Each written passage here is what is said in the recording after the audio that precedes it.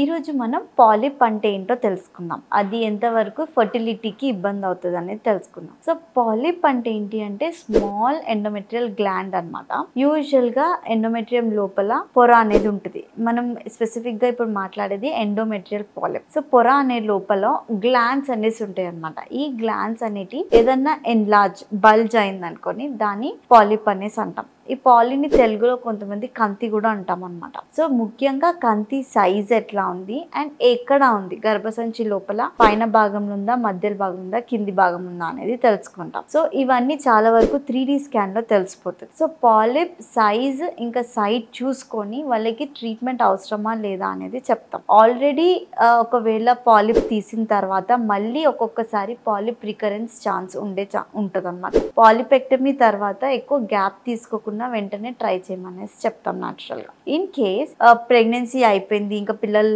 ఉన్నారు అనుకున్న వాళ్ళకి ఏదన్నా పాలిప్ ఉన్నట్లయితే ఈ పాలిప్ ఏమన్నా bleeding condition like normal bleeding మధ్యలో ఇంటర్మెన్స్ట్రల్ బ్లీడింగ్ అనేసి అంటాం. Bleeding to bleeding, monthly bleeding మధ్యలో ఏమైనా బ్లీడింగ్ అయినట్టయితే కూడా అది ఈ పాలిప్ వల్ల ఉండొచ్చు అనేది గుర్తు చేస్తాం. సో వీటిని నార్మల్ గా హిస్ట్రోస్కోపిక్ త్రూ తీసేస్తే వాళ్ళకి చాలా వరకు సిమ్టమ్స్ తగ్గుతాయి. అండ్ ఫర్టిలిటీ కూడా పాలిప్ తీసిన తర్వాత సక్సెస్ చాలా బెటర్ గా ఉంటుంది.